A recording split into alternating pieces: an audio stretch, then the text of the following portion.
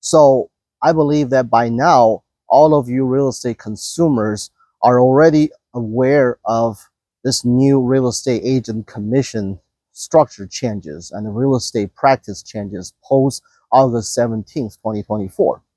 I've made videos regarding to these changes, what these changes are and how they look like post August 17th, and also the lawsuits that caused all this to start. You guys are definitely welcome to check out that video in my channel. And I believe that information will help you if you're looking to buy or sell post August 17th. You know, you're talking to real estate agents and you need to get familiar with these new practices.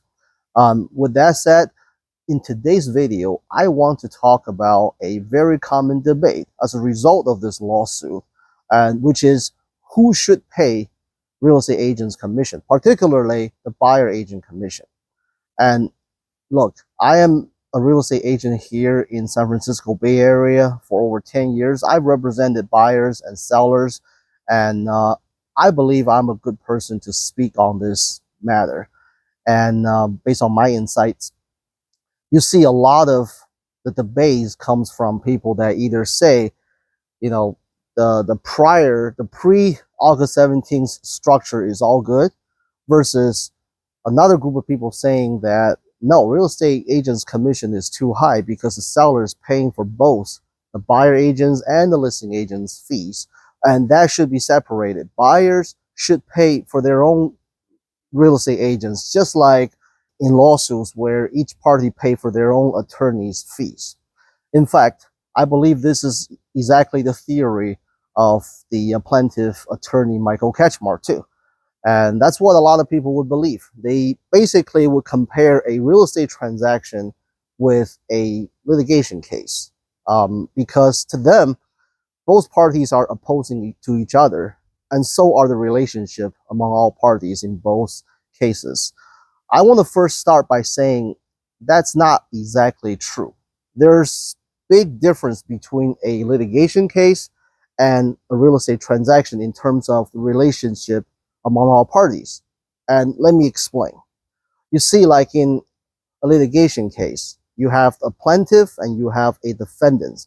These two are completely against each other by nature. And quite frankly, they don't really need each other in their own lives until one party causes damage to another party, and therefore we have a lawsuit. And because of that, they're not going to be collaborative. They're only trying to achieve one goal, which is winning the case.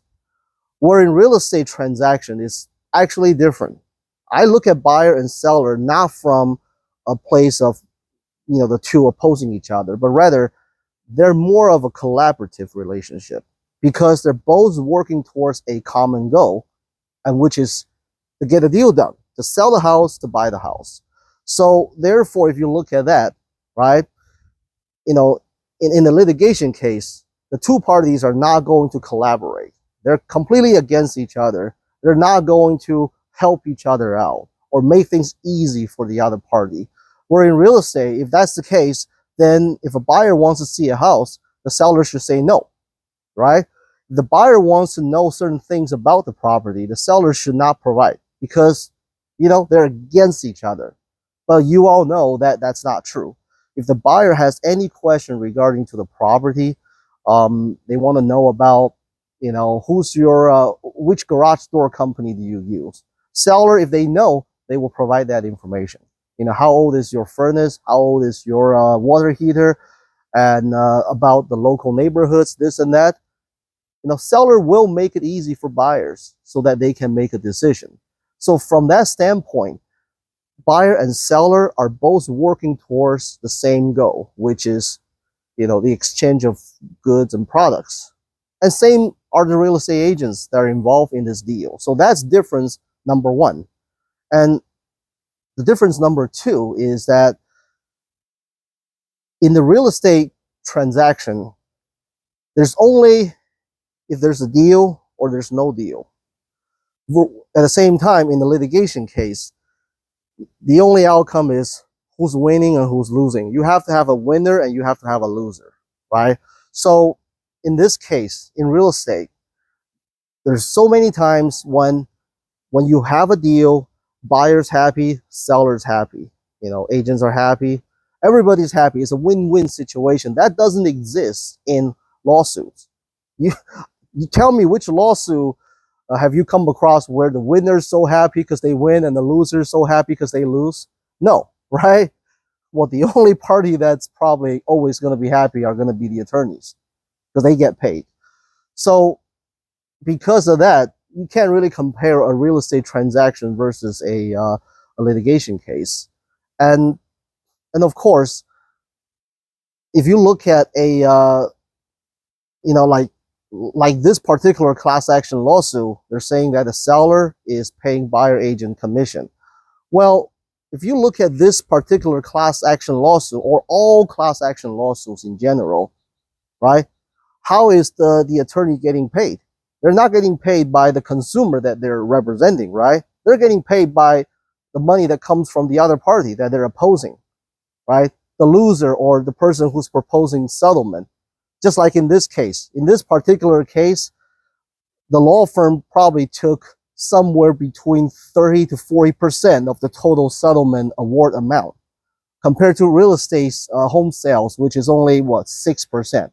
Now, you tell me, you prefer a real estate agent or an attorney, right? And how is that different? For the very same thing they're suing for, they're doing the same thing. They're getting paid from money from the other side. So that's a major difference. So therefore, I don't really fully agree when you're trying to use a lawsuit or litigation as an analogy to make your point, saying that real estate agent commission should be paid by each separate party, just for that reason alone. So now you may ask me, so now Bojie, now you tell me, what do you think who should pay the commissions? And I want to say this, okay? If you really want to discuss who should pay whose commission because of XYZ, we could be here all day and argue about things. However, I want to give you a different perspective on things. What if you look at things from a greater picture? Just like I said, in a real estate transactions standpoint, we're not talking about a winner versus a loser. There's no such thing. It's either you have a deal or you don't have a deal. So what if you move beyond who's paying who should pay who, but rather you look at whether we have a deal or not? Then things are going to be a lot different. When you use the word should, that means you're making it a black and white. You're making it a rule, a law. You should do this, I should do that. That's set in stone. But I want to tell you that there are two types of people in this world. One type of people are exactly, the type of people that deals with absolute. Everything is about principle. Everything is about right or wrong. And another group of people are the type of people that just want to get things done. I could care less about the details of right or wrong. I only care about results. So let's take a home selling, for instance. Let's see how these two different mentalities will react. Let's say you have a house that's listed for $1 million and gets an offer at $1 million, and everything looks good on the offer, except that in this offer it says that the seller pays 3% commissions to the buyer's agent. So person number one who deals in absolute, it's all about principle, right? Who should not, looks at this offer. What do you think he's gonna react? He's gonna be like, I'm not gonna look at this offer. This is crazy. You're violating my principle. I am a seller. I'm not supposed to pay your agent's commission. I'm not supposed to do that. I don't have to do that. Why are you asking me to do that? You're violating my principle. You're out. I'm sure you've met people like that in your life. Everything is black and white. Everything is absolute. Okay. Now the second type of people. Okay. Well, hey, I'm flexible. I'm open-minded. So let's run some number. $1 million, and you're asking me to pay 3% additional to my agent, to your agent. Okay. Well, then the offer is really $970,000 rather than $1 million. Okay, well, is that enough? Not really. I'm really hoping to get $990,000. I need $20,000 more. I'm hoping to get. Okay, great. Well, let's just counter them back, saying your offer needs to be $1.02 million. And then rest of the terms remain the same. Well, in this case, you gave them a counter. They may counter back, they may walk away, or they may accept. But either way, you're still in negotiation. There's still a possibility of getting the deal done, right? Without getting the deal done, there is no winner. Your goal hasn't met, his goal, the other party's goal hasn't been met. You guys will continue to stay on the market, right? So in this case, what type of person do you prefer to be? Do you prefer to be the person who wants to deal with things by principle, in absolute, or do you want to be the person who wants to be flexible and get things done? Comment down below and let me know what you think. And that's exactly what I'm getting at right now. So you see, like, this examples, this type of things happens everywhere in this world. You know, if you want to work with your coworker, you guys are working on the same project, you do your job, I do my job, right? That's the principle. However, would you never ever help your coworker if they're behind, knowing that if this project doesn't get done, you guys are all in trouble? So what are you gonna do? Are you still gonna be that absolute type of guy? You just want to stick with the principle of no. You do yours, I do mine. Or do you want to look at a higher picture and say, you know what? Forget about who should or who shouldn't. Let me help you, and tomorrow you help me. Let's all win. Let's all get this project done. So you see, like, if you're thinking in terms of absolute and principle, you probably should be a lawyer because that's what they do. But if you want to get things done, you're working with people, right? Such as buying or selling a home. It's a business activity. You have to work with people. Do you want to always be right, or do you want to get things done? If you want to be right, then, like I said, you should be a judge, you should be a lawyer. But if you want to get things done, if you want to work with people, you want to collaborate, you want to create win-win situation, then my advice really is you got to look beyond the little things. Look at the bigger picture. What can you do, and what can the other party do, so that you both achieve the desirable outcomes together? And that's what I'm getting at. So if you ask me who should pay real estate agent commissions, I would tell you this. Listen, the real estate agent commission comes from where? It comes from, like, let's use this $1.02 million transaction that I just talked about previously. That amount of money sits in an escrow account waiting to be dispersed. Buyer has already gotten the property, and now the escrow account has $1.02 million sitting in the account waiting to be dispersed. And the escrow companies are going to get paid a portion from it, vendors are going to get paid a portion from it, and real estate agents are going to get paid a portion from it. Any debtors will get paid from a portion from it. Whatever that's left goes to the seller. So in this case, if you ask me who is supposed to pay who, does it really matter? Everything comes from the same pool of cash, from the same pool of money. Does it really matter? Do you really care who pays you, who hands you the check? Could be the buyer, could be the seller, could be the buyer's pet, could be the seller's pet, right? Could be the buyer's in-laws, could be the seller's in-laws, who cares, right? At the end of the day, you're getting paid from the money, from that bank, from that account. That's all it matters. So if you look at that, as long as the number works for you, do you really care who is supposed to pay? That's what I'm trying to get at. Commission is negotiable, and who pays who is negotiable. And that is the current setup. I use the word current is because we're already post August 17th. Part of the proposed changes is that commission would no longer be discussed on the MLS, but will still continue to be allowed to negotiate offhand.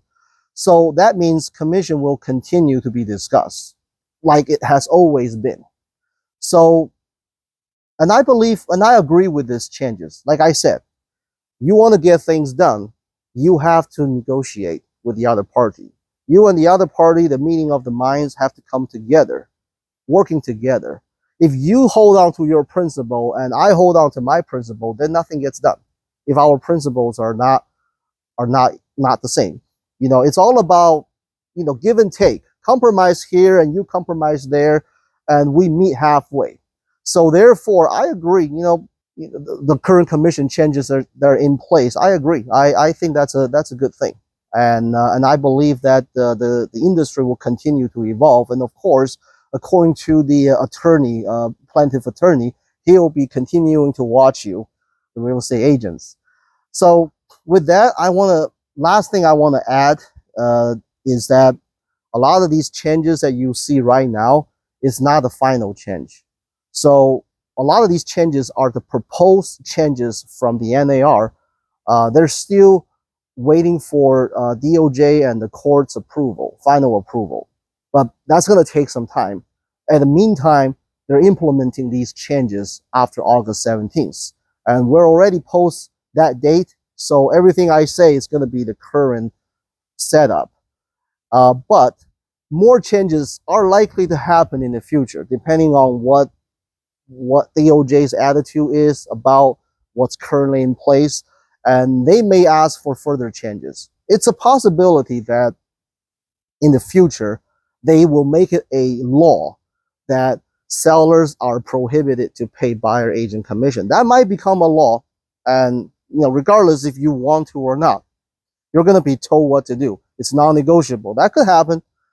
And who knows? Another thing is the selling of the home, the commission should not be greater than 2%. I believe that's something that the plaintiff attorney, Michael Ketchmar, that's what he's trying to achieve with his life's work based on the recent Inman's interview that he did. Hey, talk about price fixing. Isn't that another form of price fixing?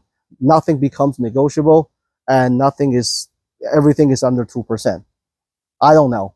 Yeah, I just know that he's making probably 38% from the entire awarded amount. Where each consumers are probably just getting $50 chump changes. And who knows? Maybe we're going to be living in a world where buyer agents are not allowed to even exist, and every buyer goes to the seller's agent directly.